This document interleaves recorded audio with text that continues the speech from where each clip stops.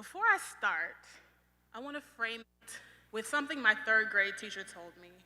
She said, fail means first attempt in learning.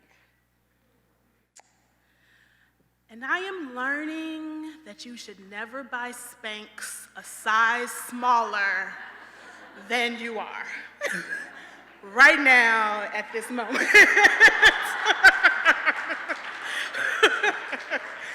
My first attempt. So, I've never admitted failure. That is not something that Akela does. And when my wonderful therapist, Christina, one day last spring said, hey, we're having an event, and I just think your story would be so great for it. My ego was like, absolutely. Put me on stage. She said, yeah, it's called Failure Lab. I was like, oh, okay. That's interesting. She was like, yeah, because you know how you've gone through the failure with your weight loss and how you're working through it. It's so motivational. And she's just that peppy all the time. Like, I'm in love with her. Don't get it twisted. But I was like, she is so excited about this. And I was like, so you're trying to tell me I failed? Oh. Because, sure, I lost 75 pounds, gained most of it back, and was thinking about having a smothered enchilada as soon as I got off the phone with her. But I was on top of it, because I was going to go to the gym later. I mean, it wasn't failure, it was struggle. I like to think there's a difference. Difference. But my story of failure with weight loss starts with a chubby childhood, lots of love, lots of indulgence. My parents are amazing. My mother, the Right Reverend and teacher, my father, the aerospace engineer, they always doted on my brother and I. We could do anything. That was always what they said. I literally could have joined the circus, and my father would have been like, that's my baby. You go. You better walk that tightrope, okay? He'd have been all over it. They taught me about God's grace, and I learned about how he loved me, and I was just living in this world of love and achievement. I am your perfect A-type. Don't let the curly hair, purple lipstick fool you. I am an elementary school principal in Washington, D.C. I like my ducks in a row. And I was an achiever, except with food. Couldn't ever quite figure out what to do with that. My parents used to love to ask me, what do you want to eat this week? There were no boundaries. There were no limits. Grocery shopping was fun because I got to pick out anything I wanted. I think that's a backlog of having parents who grew up poor. And then they come into that upper middle class life and they say, hey, my kids will never know what it's like not to have the food that they want to eat. It backfired a little bit with me. My brother is a fitness nut. I mean, this man, he decided the gym was too expensive, so he goes in his garage with his MacBook and puts on Insanity and does like 50 minutes every day and watches what he eats religiously, and it's just total opposite of me. Me, I'm a little different. A little bit. I've worked the first 18 years of my life in relationship with food out in therapy, so I won't bore you too much with that. I'm going to bring you into my current failure with food. I'm going to bring you where I wake up every morning, and some days I make egg whites and turkey bacon, but most days I rush to my school building And my lovely secretary has probably ordered corner bakery with that delicious cinnamon bark things with the sugar crystals on the top, with the raisins. You know, it's like crack. I mean, oh my God, so delicious. And I have to try to maneuver past that. Then I'll go observe some teachers and play with some kids. And then I'm like, oh, it's lunchtime. Did I make my lunch today? Probably not. Failure. I'm gonna go to the Jamaican spot across the street, get some jerk chicken, some greased up plants, and it's gonna be okay. Then dinner, I just worked 10 hours, maybe 12. Am I gonna cook dinner? You can figure that one out on your own. But like many women in their 30s, my story of failure is interwoven with men. One in particular. The one integral to my story is actually the absolute love of my life.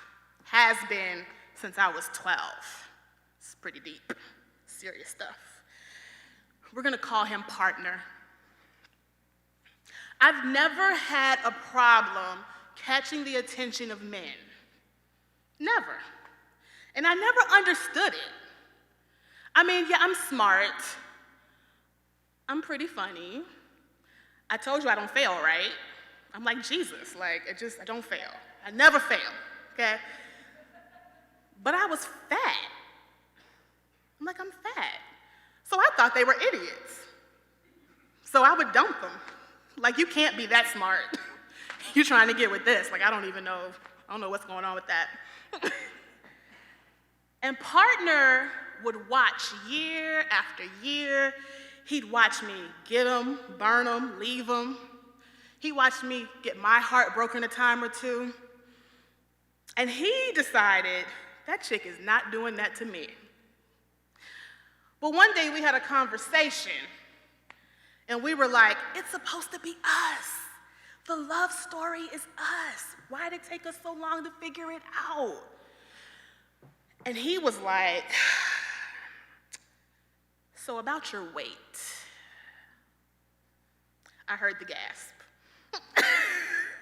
Yeah, like, oh, he had the nerve to say something about your weight. You know, partner is risk adverse. He's calculating, he's smart.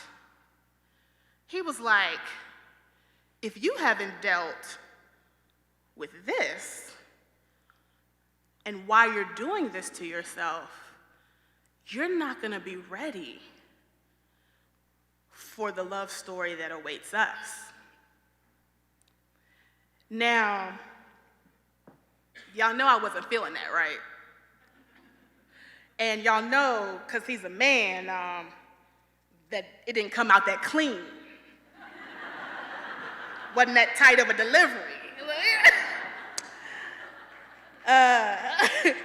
Did it come out jerky? Yes. Was he a jerk about admitting his failure and loving me through the process? Absolutely. But lucky for him, lucky for us, I loved him through that failure. And he still loves me through mine. But I still had the weight. So I did all the right things. I brought my A game to therapy every week. I logged my food. I walked my 10,000 steps. I squatted, I burpeed, I ran, I lifted weights. I denied myself dairy. I denied myself fat grams, no chocolate, no sugar. I was not a very nice person. Literally, like it was not pretty. I started a blog. I had a following. I had gorgeous after pictures. My ego was on 10. I had whipped this thing, okay? But I lost the war against food because 6 months later, I couldn't keep up my winning position. I binged out, stressed about the young lives that come to me from Southeast DC neighborhoods every day, and their only light sometimes is what I can give them in the school building. I binged, exhausted. I said no to the gym way more than I said yes. And I cried myself to sleep nights thinking about this food demon and how I had to wrestle with it and how I thought it just wasn't fair. I fed into what society said, that it's about control, willpower, change your mindset. That's when you'll lose weight. Never mind that people don't do things that are good for them on a daily basis. How many of y'all haven't taken that last day of antibiotics the doctor told you to take? You know, you're supposed to take all of them, but you feel so good by like day 6, you're like, whatever. Or your car might be junky because you don't always take out what you put in, you just go in the house. People do things all the time that aren't good for them. The thing about food, though, is it shows up on your hips and your thighs and your face, and people can see your failure. So here I am, one of the many human beings not successful in the battle of the bulge, the fight over weight. Many will say my mind has not changed, and that's why I gained the weight, but they'd be liars because my mind has changed. It's changed to a point where it's not about achieving all the time. It's about taking a moment to fall back into the failure so that we can restart. When I started my journey, I knew one thing for sure. I will not get weight loss surgery. Absolutely not. I said, you know, that would be rock bottom. I will get healthy by any other means necessary. I wasn't going to submit my body to an invasive procedure when it's something that human beings do all the time, right? They cut back, they lose weight.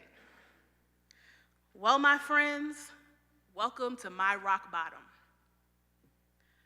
In 3.5 months, a very skilled and highly lauded surgeon will meet me at a hospital in Virginia at 5:30 a.m. I will be put under anesthesia, and he will sleeve off a portion of my stomach, about 20 to 25% of its current size. He will reduce the appetite hormones by sleeving off that part of my stomach. The larger part, the part that's not chosen to take this righteous path of health and athleticism, will float in my body unharmed and unused. I will come home 2 days later and will only be able to stomach clear liquids for the next 2 weeks. The subsequent 4 to 6 weeks will consist of only pureed foods and slightly thicker soups. At about the 2-month point, I will be able to eat about 2/3 cup of food and feel Thanksgiving full. I will not be able to drink and eat at the same time. I will not be able to drink 20 minutes before or 20 minutes after I eat. After about 6 months, I'll be 100 pounds lighter.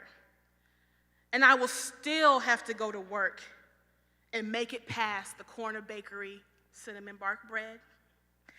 I will have to pack my lunch and avoid jerk chicken. I will still have to go to the gym and do burpees, squats, bad salsa in Zumba class. I will still be facing food on a daily basis. I will still fight being an emotional eater. I will still meditate to avoid binges. I will still have to frickin' talk about my weight. Food will be the thorn in my side, and I guarantee you, at some point, I'm going to fail.